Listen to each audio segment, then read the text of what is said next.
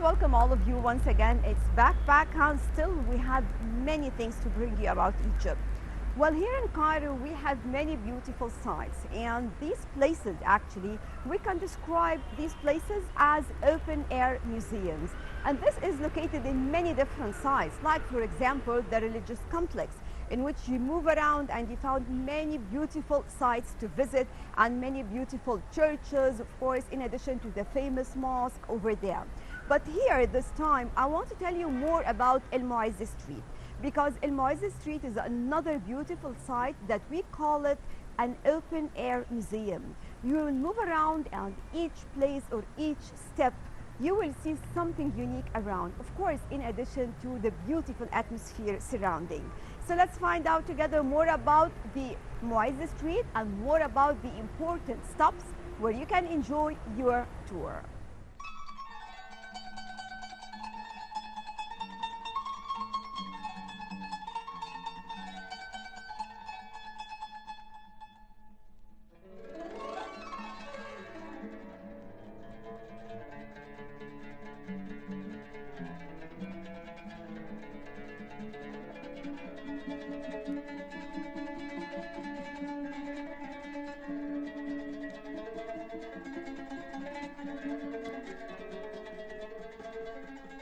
El Mu'izz Street is recognized as one of the oldest streets in Cairo, with the most beautiful ancient architectural wonders in the Islamic world, going back to Al Mu'izz Lidinillah from the Fatimid dynasty.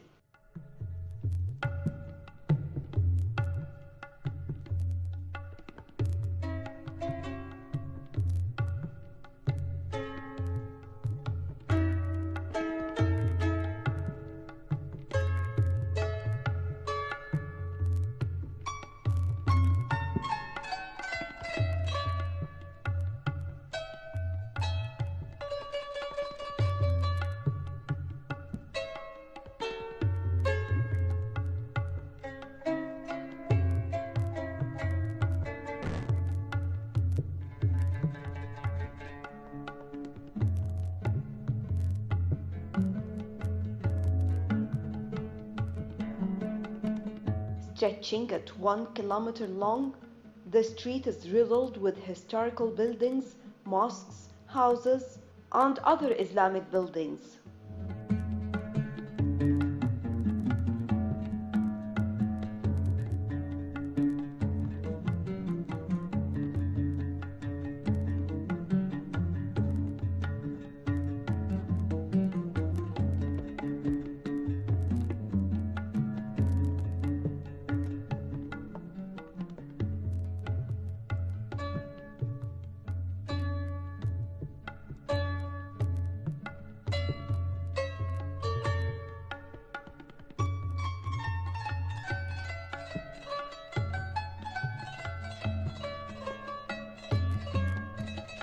And of course, one of the most popular places over there is the 1,000-year-old Al Hakim Mosque.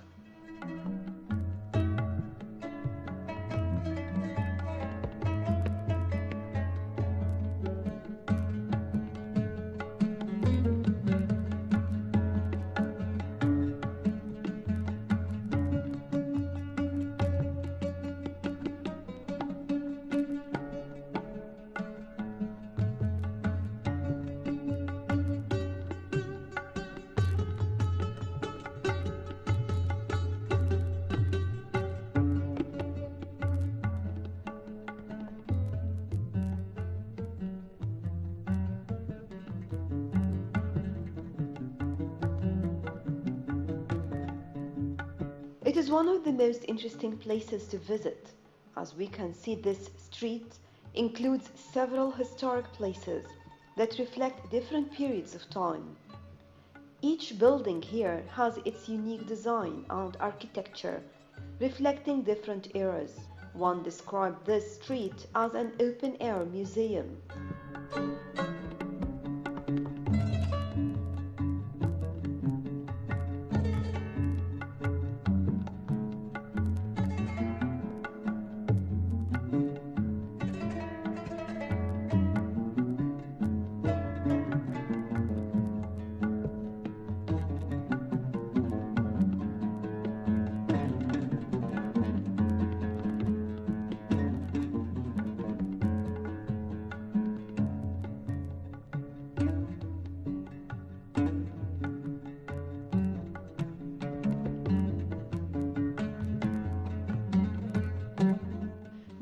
area here is unique, in addition, of course, to the gates surrounding the whole area, especially that these gates were built for a reason and not haphazardly.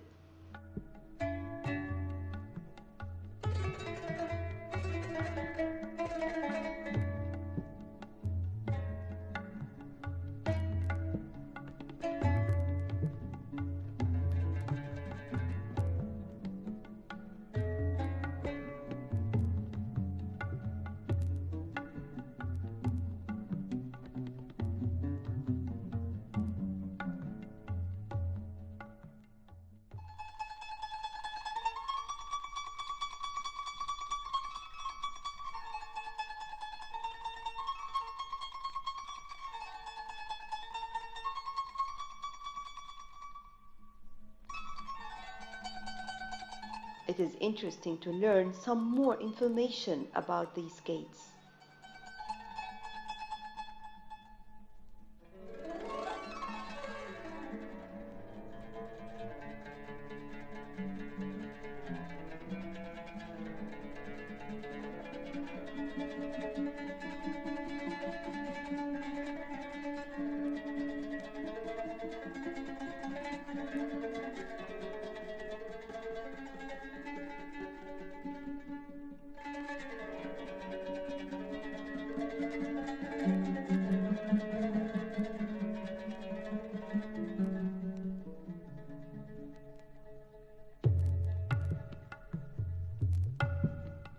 Cairo was called the citadel or fort. It looked like a square, and it was surrounded with the Bahr al-Azam or the Great Sea from the east, the Gulf from the west, from the north gardens extended to Matariyah, and the mount of Jabal el-Guwayshi from the south.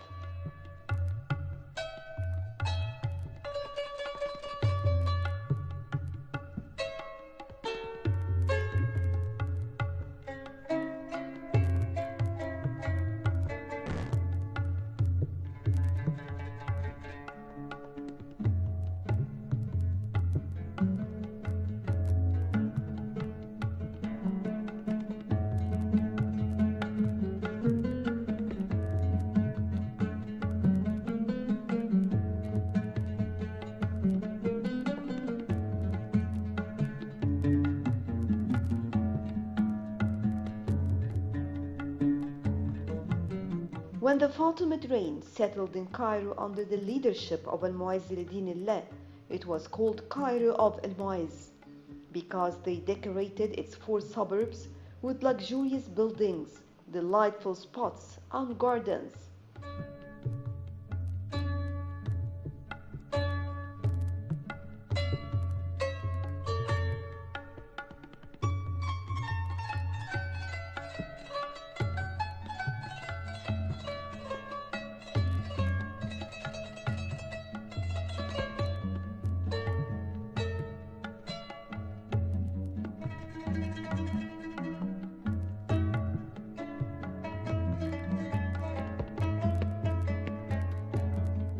This increased its delightfulness and beauty, and it was the settlement of rulers and princes.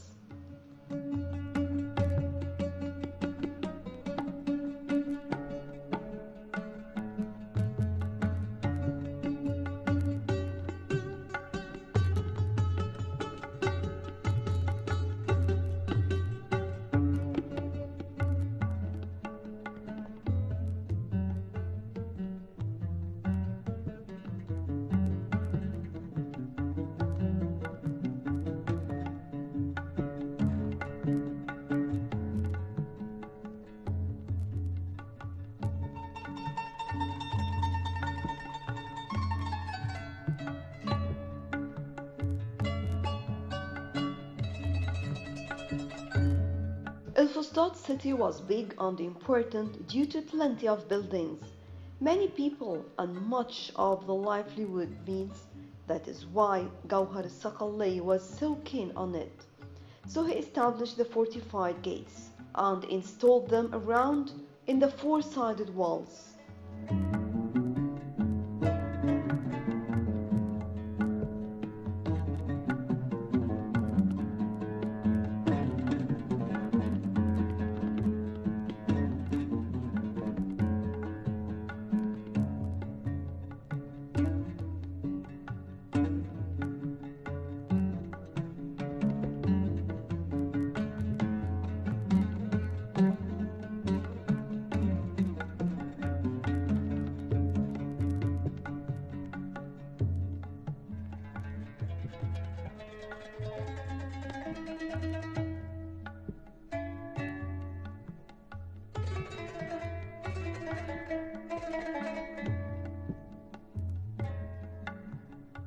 Some Western visitors to Egypt may initially have very little interest in seeing Islamic monuments, but on first sight, those with any interest in architecture will be awestruck by the beauty and design of these Islamic medieval buildings.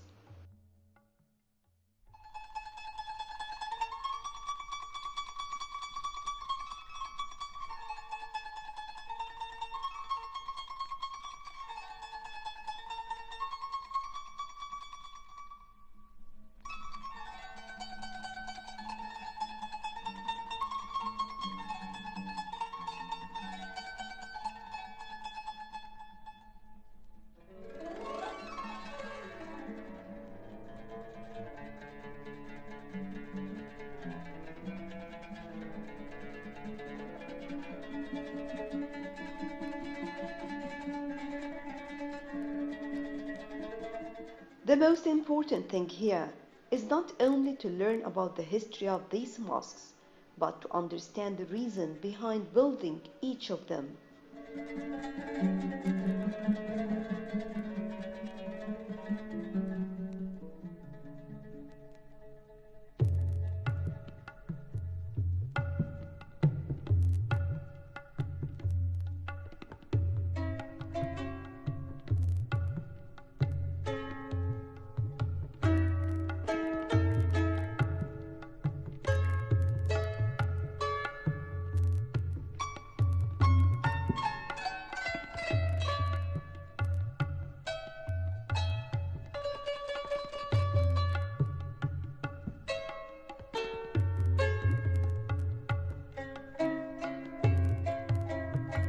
Because Egypt has seen many influences from many different numbers, ruling empires, including the Abbasid, the Fatimid, Ayyubid, Mamluk, and Ottoman, and others.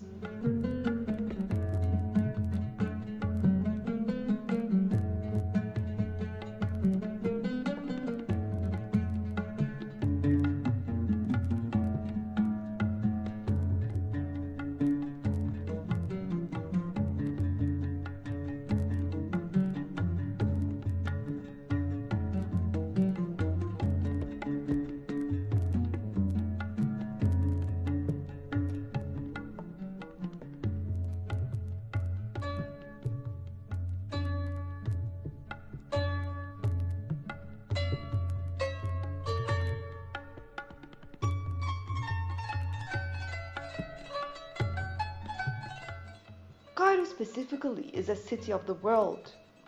Egypt offers a fair overview of mosque styles.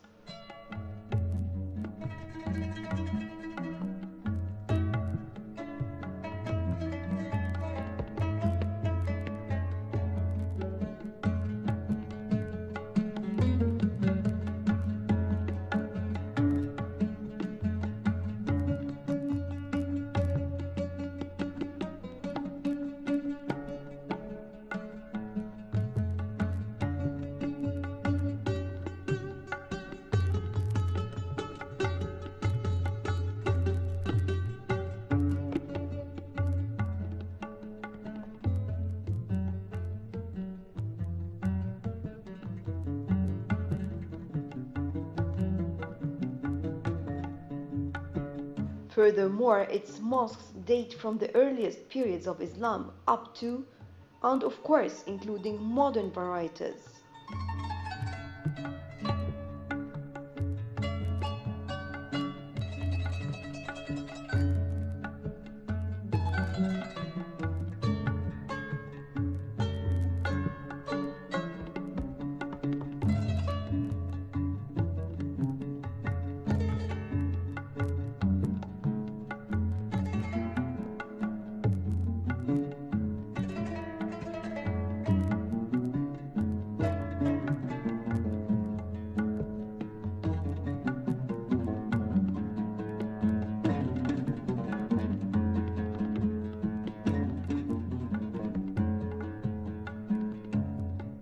Some mosques in Egypt, and particularly Cairo, are actually complexes that include a number of other structures that may or may not be found attached to other mosques. For example, Many mosques include an Islamic school facility called a madrasa. Others may have mausoleums and tombs, and even hospitals, along with other structures within the complex.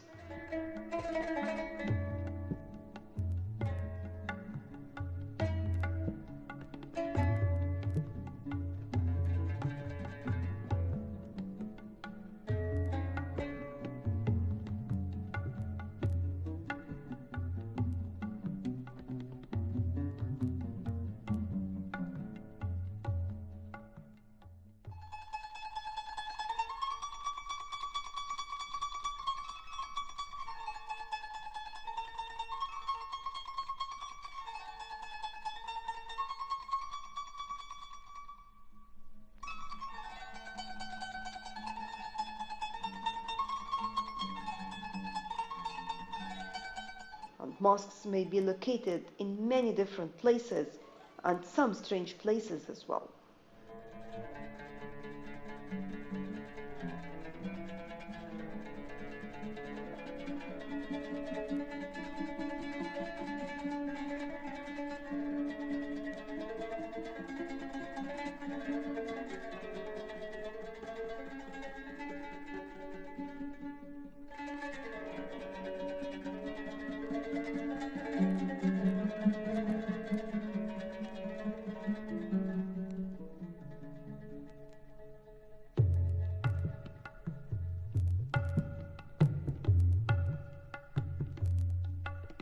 Sulaiman Agha Salahdar Mosque is one of the beautiful designs with a unique architectural design. Built in 1839, it has some of the decorative features of the Muhammad Ali style.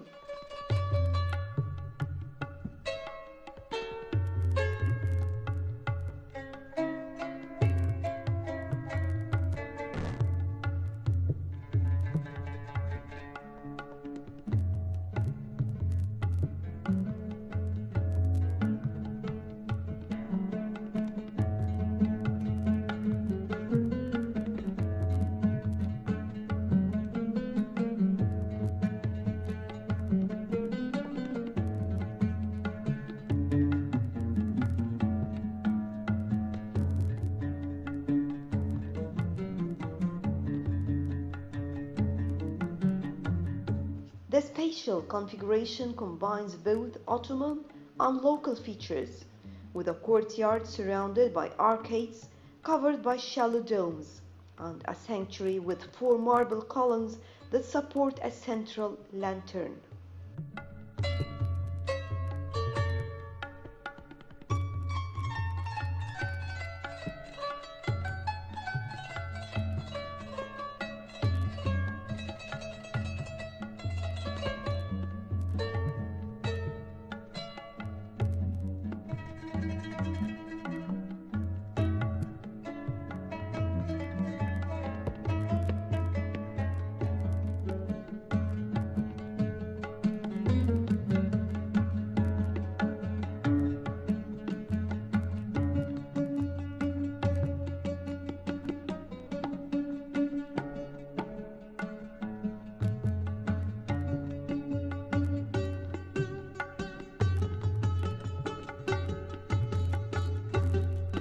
The mosque's design accommodates both the interior Qibla orientation and the existing context of the street by progressively increasing the thickness of the wall of the street facade, an adjustment technique first employed in the Mosque of Al-Aqmar.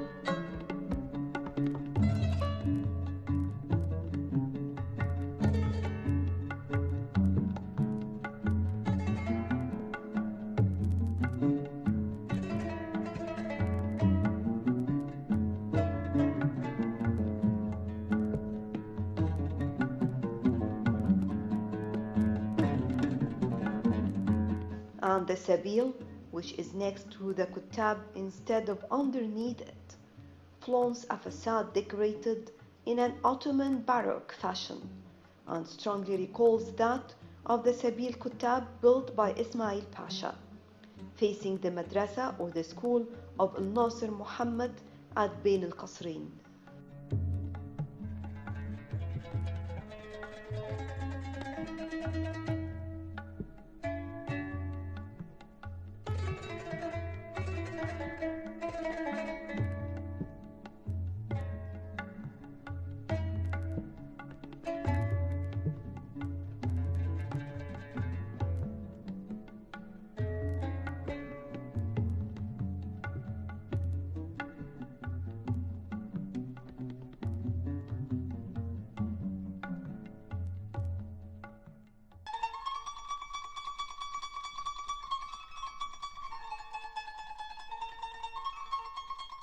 Usually for those who are interested in architecture, this is one of the most interesting places to stop at.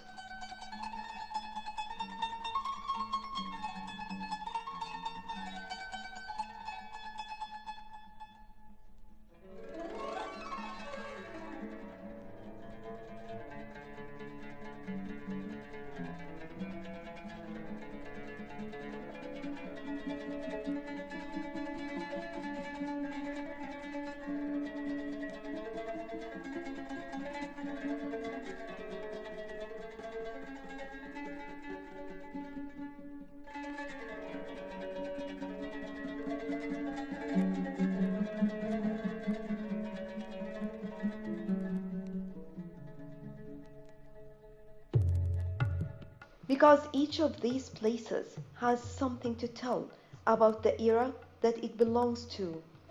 And most of the time when you enter the mosque, you can find out more about the era to which it belongs by just looking at its design, architecture, and the minaret as well.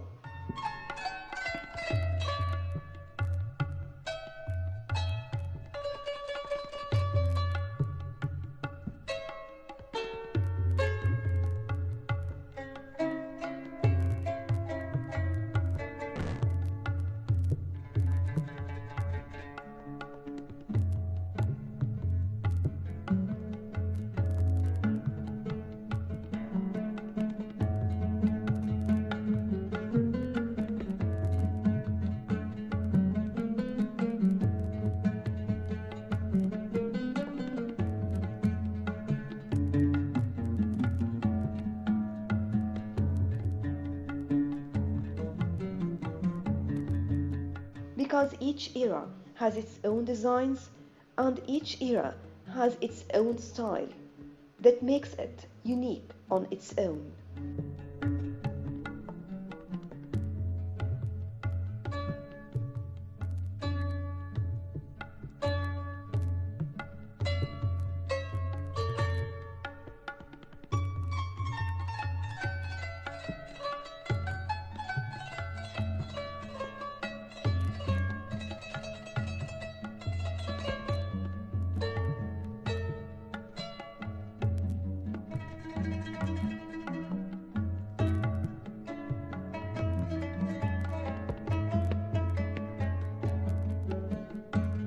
Well, that was all for today. Thank you all for joining us. Next time we'll be back and more about